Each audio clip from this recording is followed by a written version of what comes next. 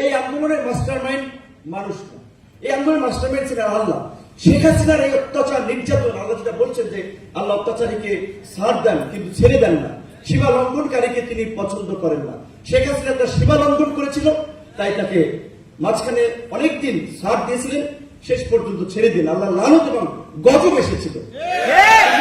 এই মাস্টারমাইন্ড কেউ না, কেউ পরিকল্পনা করে এই আন্দোলনের নামে নাই, পতন ঘটাই কেউ আপনার ওইভাবে কল্পনাও করতে পারে না যে পতন হয়ে যাবে। আল্লাহ রহমত ছাড়া এই পতন সম্ভব ছিল না। ইসলামাবাদী ভাইয়ের সাথে কথা হচ্ছে, ভাই আপনারা সিদ্ধান্ত নেন, সিলেট দেশে আলাপ করেন।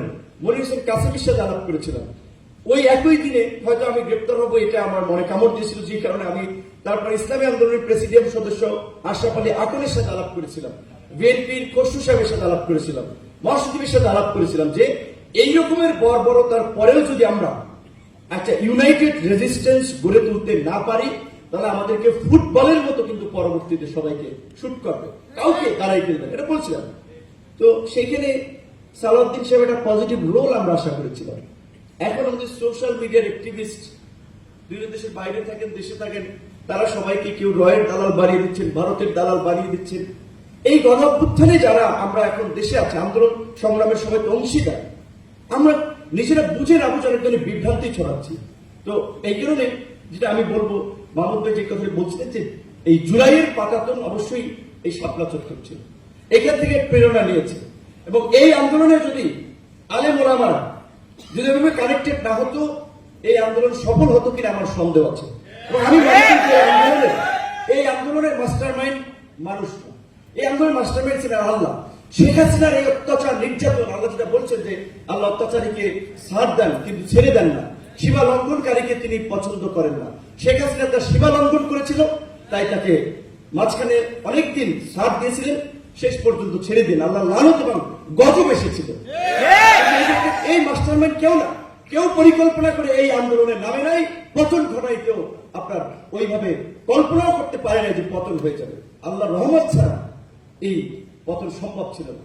কিন্তু আমি যেটি বলতে চাচ্ছি, ওই ইতিহাস থেকে যেমনি ভাবে আলেম ওলামাদেরকে মুছে দেওয়া হয়, সাইডলাইন করা হয়, এই জুলাই পরবর্তী এই আন্দোলনের ইতিহাসেও আলেমদের কিংবা মাদ্রাসার ছাত্রদের অবদান খুব বেশি আলোচিত হচ্ছে না। সেক্ষেত্রে আজকে শাপলা চত্বরের এই ইতিহাসকে জাগ্রত করার মধ্যে দিয়ে আশা করি ভবিষ্যতেও এই আন্দোলন সংগ্রামেও প্রত্যেকের ইতিহাস, এই যে মোদী বিরোধী আন্দোলনে হেফাজতি কিন্তু কোন রাজনৈতিক আন্দোলন নাই, হেফাজতের নেতৃবৃন্দ রাজপথে নেমেছিলেন, এটা একটি দেশব্যাপী আন্দোলনে পরিণত হয়েছিল। সুতরাং আপনাদের অনেক ত্যাগ আছে, স্যাক্রিফাইস আছে। আগামীর বাংলাদেশ বিনির্মাণে আপনাদের অংশীদারিত্ব আপনাদেরকে বুঝে দিতে হবে। আপনারা অনেক যারা ব্যবহৃত হবা, আপনারা অল্প কথায় গলে যান, আলেম আমাদের মন মানুষের নরম থাকে, মিষ্টি মিষ্টি কথায় গলা যাবে না। সরি, একটা কথা বলে শেষ করবো, এমবিএস মোহাম্মদ বিন সালমান এবং কাতারের শেখ তামিমের মানে মতো নেতা এরকমের যদি তারা ইসলাম কায়েমের কথা বলে বা প্রতিষ্ঠার কথা বলে, যাদের চোখের সামনে আপনার ফিলিস্তিনকে একটা ধ্বংস স্তূপ বানানো হচ্ছে, তার ন্যূনতম কথা বলছে না, বরঞ্চ ওই সাম্রাজ্যবাদীদের পা চাটছে। আমাদের বাংলাদেশে যদি এরকম নেতা দিয়ে আপনারা ইসলামী রাষ্ট্র চান, ইসলামী মূল্যবোধের বাস্তবায়ন চান, সেটা হবে না।